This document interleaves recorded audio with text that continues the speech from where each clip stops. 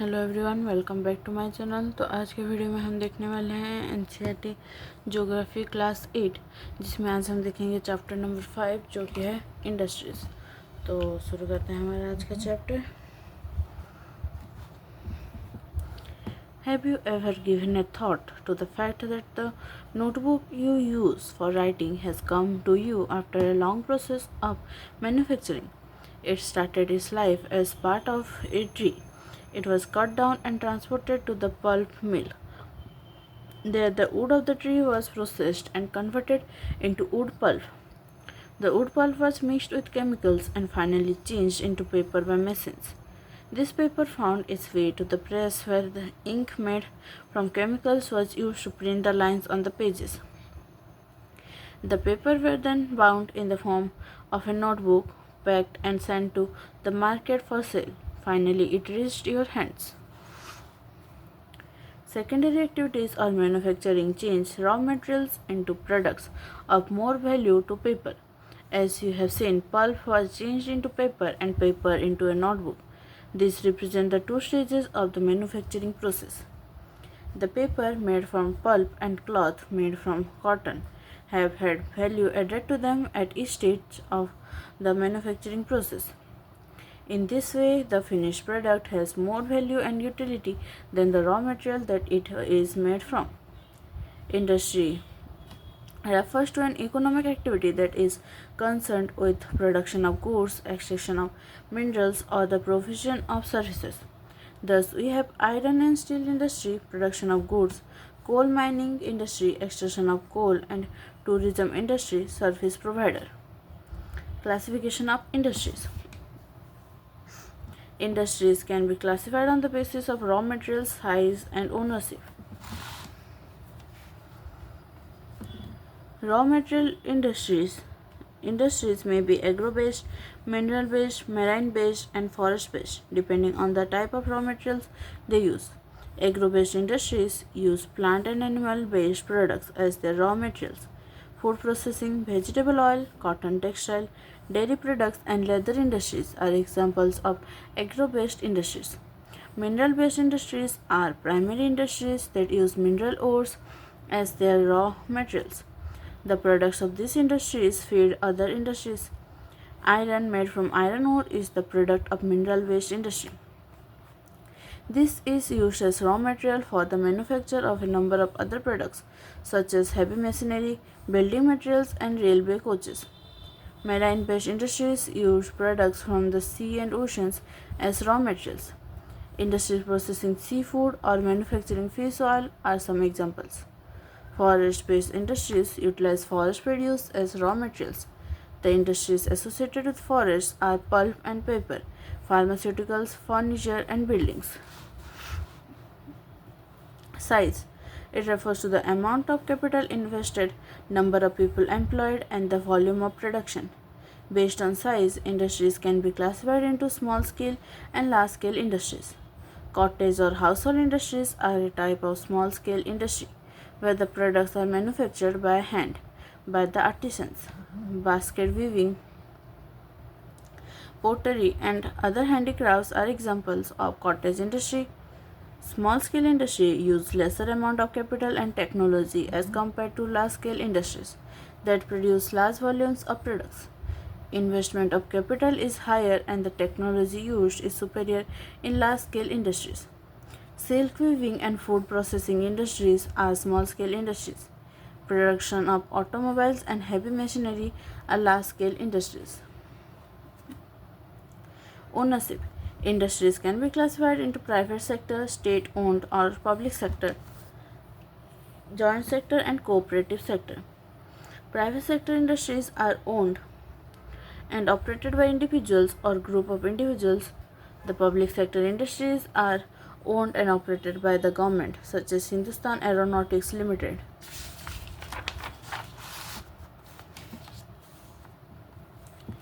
And Steel Authority of India Limited. Joint sector industries are owned and operated by the state and individuals or a group of individuals.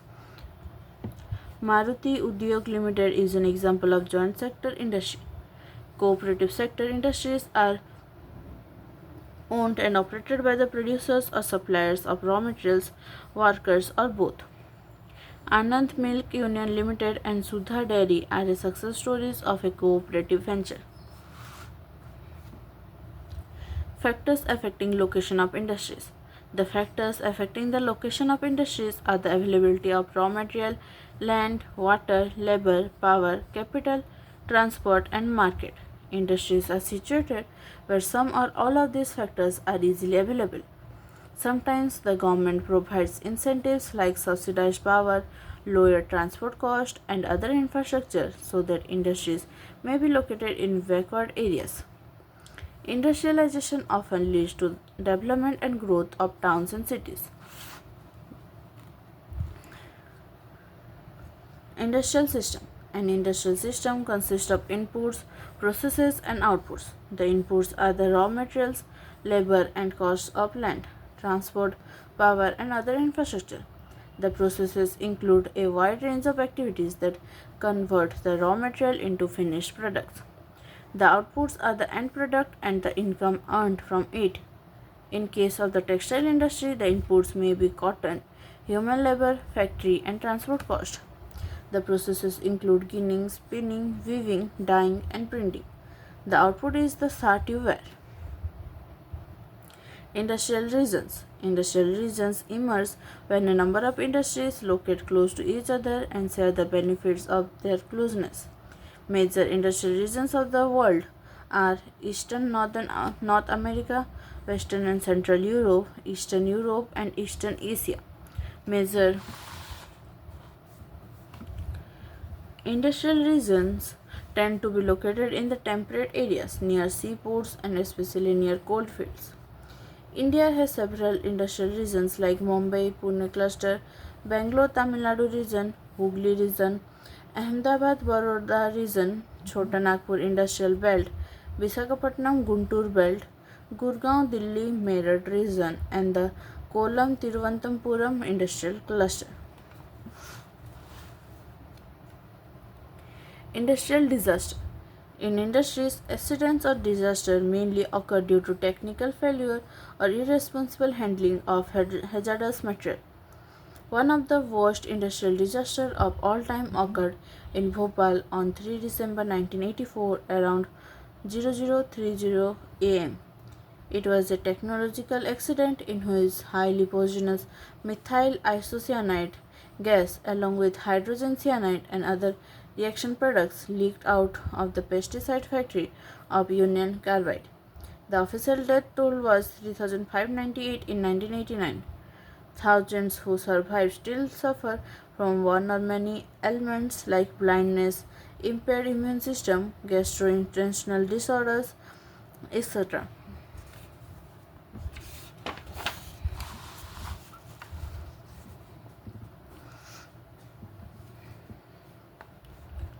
In another incident on 23 December 2005, due to a gas well blowout in Gaokyo, Chongqing, China, 243 people died, 9,000 were injured, and 64,000 were evacuated. Many people died because they were unable to run after the explosion. Those who could not escape in time suffered burns to their eyes, skin, and lungs from the gas. Risk reduction measures.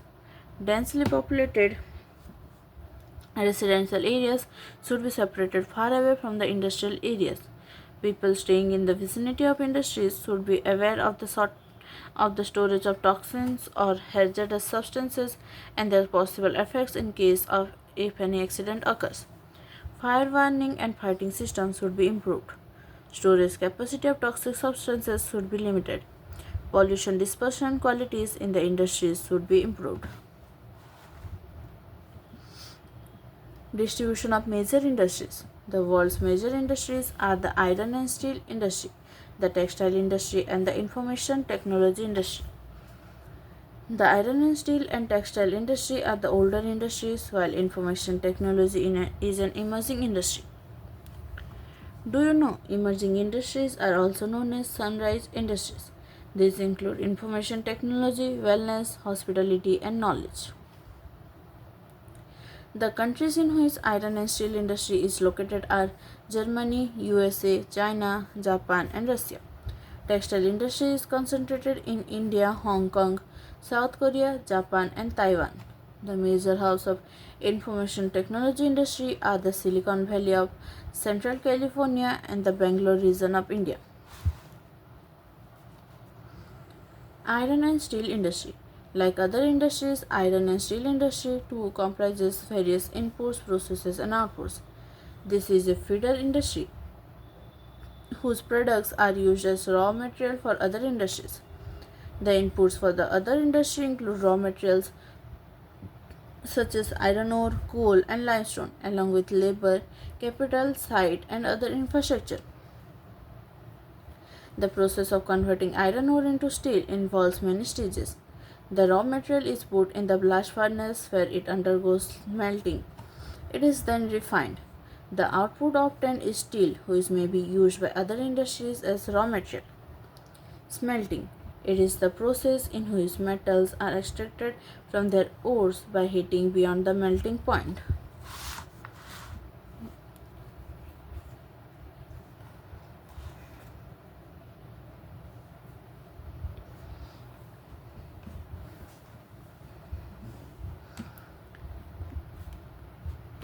Steel is tough and it can easily be shaped, cut, or made into wire.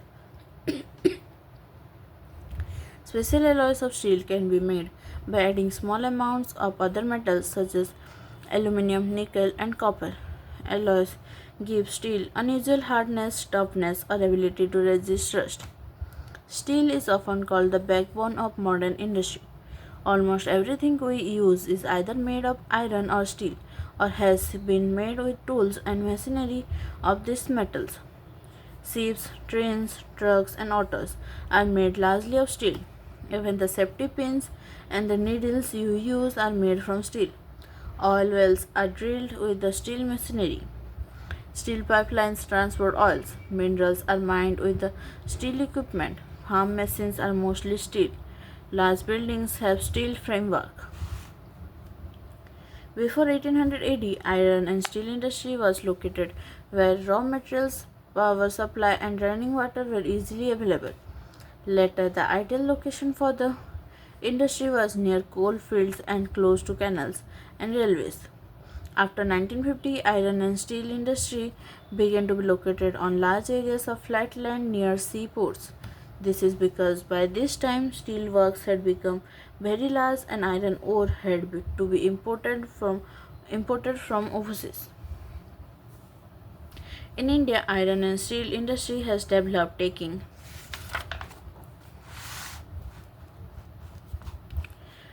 advantage of raw materials, cheap labor, transport, and market. All the important steel producing centers such as Bhilai, Durgapur, Buranpur, Jamshedpur, Raulkela, Bokaro are situated in a region that spreads over four states: West Bengal, Jharkhand, Odisha, and Chhattisgarh. Bhadravati and Vijayanagar in Karnataka, Visakhapatnam in Andhra Pradesh, Salem in Tamil Nadu are other important steel centers utilizing local resources. India's steel production increased from 1 million ton in 1947 to 30 million tons in 2002. Tata Iron and Steel Company, Jamshedpur. Before 1947, there was only one iron and steel plant in the country, Tata Iron and Steel Company Limited, TISCO. It was privately owned. After independence, the government took the initiative and set up several iron and steel plants.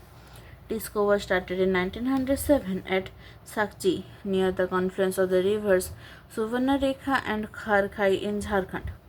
Geographically, Jamshedpur is the most conveniently situated iron and steel center in the country.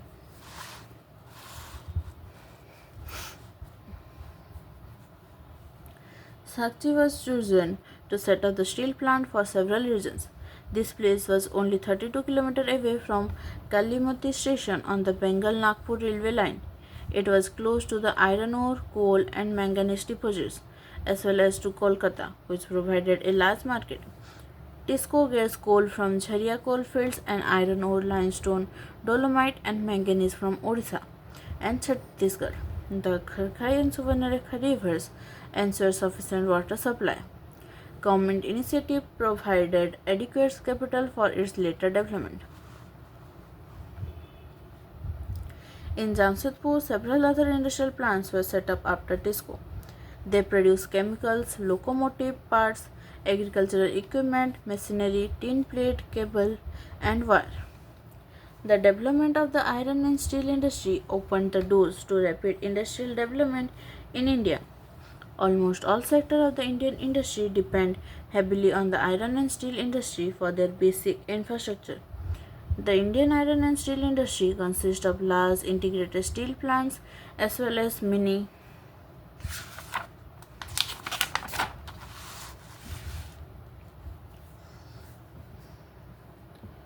steel mills. It also includes secondary producers, rolling mills, and ancillary industries. Pittsburgh. It is an important steel city of the United States of America. The steel industry at Pittsburgh enjoys locational advantages. Some of the raw materials such as coal is available locally, while the iron ore comes from the iron mines at Minnesota, about 1500 kilometers from Pittsburgh. Between these mines and Pittsburgh is one of the world's best routes for shipping ore cheaply, the famous Great Lakes Waterway. Trains carry the ore from the Great Lakes to the Pittsburgh area. The Ohio, the Monongahela, and Allegheny rivers provide adequate water supply. Today, very few of the large steel mills are in Pittsburgh itself. They are located in the valleys of the Monongahela and Allegheny rivers above Pittsburgh and along the Ohio River below it. Finished steel is transported to the market by both land and water routes. The Pittsburgh area has many factories other than steel mills. These use steel as their raw materials to make many different products such as railroad equipment, heavy machinery, and rails. Do you know the name of Great Lakes are Superior, Huron, Ontario, Michigan, and Erie? Lake Superior is the largest of these 5 lakes. It lies higher upstream than others. Cotton textile industry. The term textile is derived from Latin word textere, which means to weave. Weaving cloth from yarn is an ancient art. Cotton, wool, silk, jute, flax have been used for making cloth. The textile industry can be divided on the basis of raw materials used in them. Fibers are the raw material of textile industries. Fibers can be natural or man-made. Natural fibers are often from wool, silk, cotton, linen, and jute. Man-made fibers include nylon, polyester, acrylic, and rayon. The cotton textile industry is one of the oldest industries in the world. Till the Industrial Revolution in the 18th century, cotton cloth was made using hand spinning techniques, wheels, and looms. In 18th century, power looms facilitated the development of cotton textile industry, first in the Great Britain and later in other parts of the world. Today, India, China, Japan, and USA are the important producers of cotton textiles. India has a glorious tradition of producing good quality cotton textiles. Before the British rule, Indian hand-spun and hand-woven cloth already had a wide market. The muslins of Dhaka, chinchis of Machilipatnam, calicoes of Calicut, and gold-wrought cotton pieces of Burhanpur, Surat, and Vadodara were known worldwide for their quality and design. But the production of hand-woven cotton textile was expensive and time-consuming. Hence, traditional cotton textile industry could not face the competition from the new textile mills of the West, which produced cheap and good quality fabrics. The first successful modern textile mill was established in Mumbai in 1854. The warm, moist climate, port for importing machinery, availability of raw materials, and skilled labor resulted in rapid expansion of the industry in the region. Do you know the first textile mill in the country was established at Fort Gloucester near Kolkata in 1818? but it closed down after some time. Initially, this industry flourished in the states of Maharashtra and Gujarat because of favorable humid climate. But today, humidity can be created artificially, and raw cotton is pure and not weight losing raw material. So, this industry has spread to other parts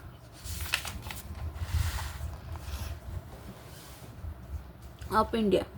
Coimbatore, Kanpur, Chennai, Ahmedabad, Mumbai, Kolkata, Ludhiana, Pondicherry, and Panipat are some of other important centers. Do you know about one third of Indian textile industry's total production is exported? Ahmedabad.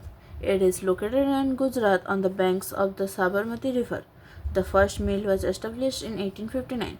It soon became the second largest textile city of India after Mumbai. Ahmedabad is often referred to as the Manchester of India. Favorable locational factors were responsible for the development of the textile industry in Ahmedabad. Ahmedabad is situated in the heart of a cotton growing area. This ensures easy availability of raw material.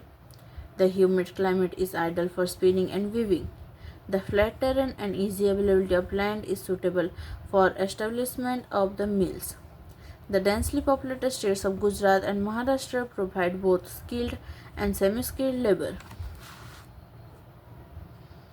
Well-developed road and railway network permits easy transportation of textiles to different parts of the country, thus providing easy access to the market.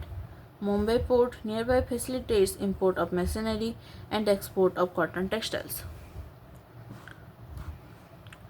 But in the recent years, Ahmedabad textile mills have been having some problems.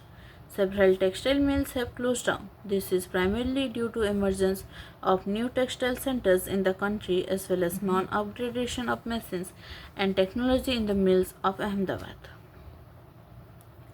Osaka. It is an important textile center of Japan, also known as the Manchester of Japan. The textile industry developed in Osaka due to several geographical factors. The extensive plain around Osaka ensured that land was easily available for the growth of cotton mills. Warm, humid climate is well suited to spinning and weaving. The river Udo provides sufficient water for the mills. Labor is easily available. Location of port facilitates import of raw cotton and for exporting textiles. The textile industry at Osaka depends completely upon imported raw materials. Cotton is imported from Egypt, India, China, and USA. The finished product is mostly exported and has a good market due to good quality and low price. Though it is one of the important textile cities in the country, of late the cotton textile industry of Osaka had been replaced by other industries such as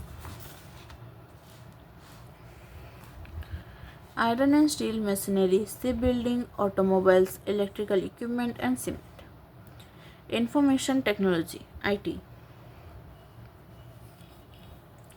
Imagine how much could be accomplished if companies could operate on a 24-hour workday. Some software companies in the United States of America and software and in Bangalore, India have joined hands to achieve this. There are many ways in which this form of shift work across ocean. For example, two software professionals, Danny in Silicon Valley, California, and Smita in Bangalore, are working on a joint project. While Smita in Bangalore sleeps, Danny in California is working. At the end of his workday, he sends a message to Smita updating his progress. When she arrives at work in Bangalore a couple of hours later, she notices that a message awaits her. She gets to work on the project straight away. By the end of her workday, she relays the results of her efforts back to California.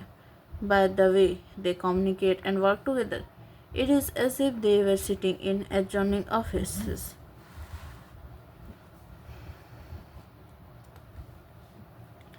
The information technology industry deals in the storage, processing, and distribution of information. Today, this industry has become global. This is due to a series of technological, political, and socio-economic events. The main factors guiding the location of these industries are resource availability, Cost and infrastructure. The major hubs of the IT industry are the Silicon Valley, California, and Bangalore, India. Bangalore is located on the Deccan Plateau, from where it gets the name Silicon Plateau. The city is known for its mild climate throughout the year. Silicon Valley is a part of Santa Clara Valley, located next to the Rocky Mountains of North America.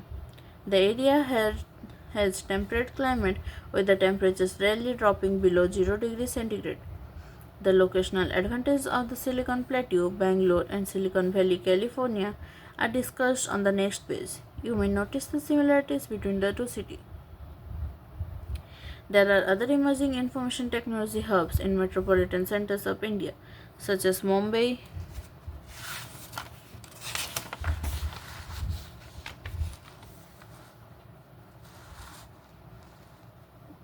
New Delhi, Hyderabad, and Chennai. Other cities such as Gurgaon, Pune, Thiruvananthapuram, Kochi, and Chandigarh are also important centers of the IT industry. However, Bangalore has always had a unique advantage as a city with highest availability of middle and top management talent. Do you know why do high technology industry group together?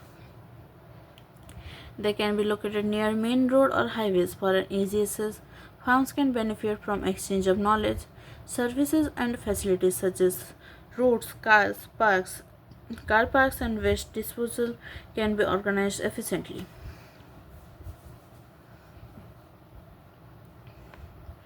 Locational advantage of Silicon Valley, California, and the locational advantage of Silicon Plateau, Bangalore.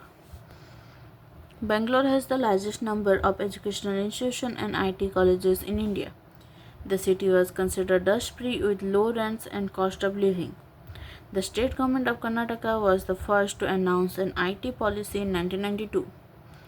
The city has the largest and widest availability of skilled managers with work experience. Close to some of the most advanced scientific and technological centers in the world. Pleasant climate with an attractive and clean environment, plenty of space for development and future expansion. Located close to major roads and airports. Good access to markets and skilled workforce. Interesting fact, being Bangalore means to lose one's job to someone in the city of Bangalore. Few years ago, many IT jobs in the USA were outsourced to countries like India, where equally skilled labor was available at lower salaries. तो यह है इस chapter का exercise और इसी के साथ हमारा आज का चैप्टर कंप्लीट हो चुका है। तो अगर आप चैनल पर नए हैं तो चैनल को सब्सक्राइब कर दीजिए और नोटिफिकेशन आइकन पर क्लिक कर दीजिए ताकि आपको सारे वीडियोस के अपडेट्स मिल सकें। और अगर आपको वीडियो अच्छी लगे तो लाइक कर दीजिए और अपने दोस्तों के साथ शेयर कीजिए ताकि उन्हें भी हेल्प हो सके। तो हमारा आज का वीडियो यहीं तक था। Thank you, thanks for watching.